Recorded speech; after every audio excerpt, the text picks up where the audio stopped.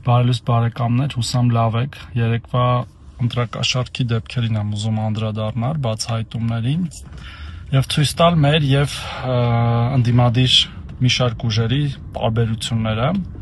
Ուղիղ եթերում տեսած կլինեք վարչապետի վերջի այցերի ժամանակ, թե ինչպես են քաղաքացիները մոտենում վարչապետին իրենց սովորաբար անձնական, երբեմն էլ համակարգային խնդիրներով եւ մեր թերացումներով իհարկե մենք զբաղվում ենք եւ այնպես չի որ անթերի ենք, բայց երբ որ անձնական խնդրանք է հնչում, վարչապետը ուղիղ պատասխանում է նրան, որ հիմա գործում է բարեգործության արգելքը եւ ես չեմ կարող նույնիսկ անդրադառնալ ձեր հարցին, նույնիսկ իր ունեցած լիազորությունների շրջանակներում։ Իսկ այս մեր հարգելի կամ ոչ այդքան հարգելի ընդդիմադիր ուժերը էլ հեռուստացույց, էլ փող, էլ արտոնյալ պայմաններով պատվերներ, էլ քյաբաբ, էլ խորոված, որպեսզի պատկերացնեք, թե ինչպես են նրանք պատրաստվում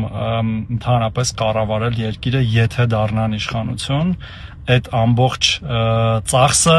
տասնապատիկ հետ բերելով, ու միշտ այդպես եղել։ Բոլոր ընտրակաշառք բաժանողները միշտ տասնապատիկ, հարյուրապատիկ հետ են ստացել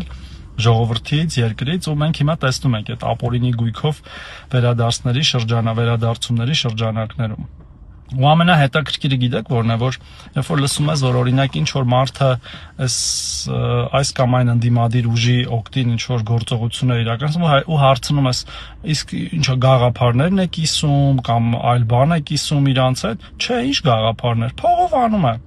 Հիմա տղաներ եւ աղջիկներ, ով որ փողով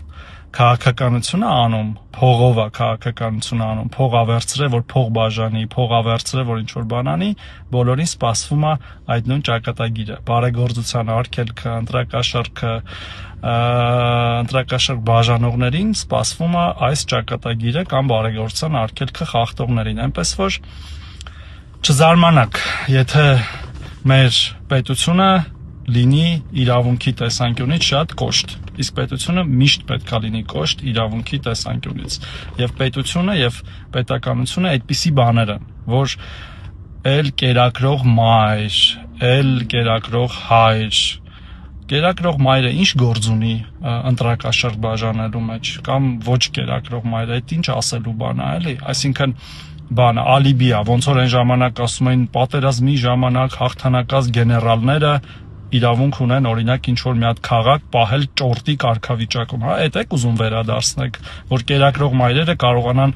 գնել եւ վաճառել ձայներ, չի լինելու, սիրելիներս, չի լինելու, ժողովուրդը դա թույլ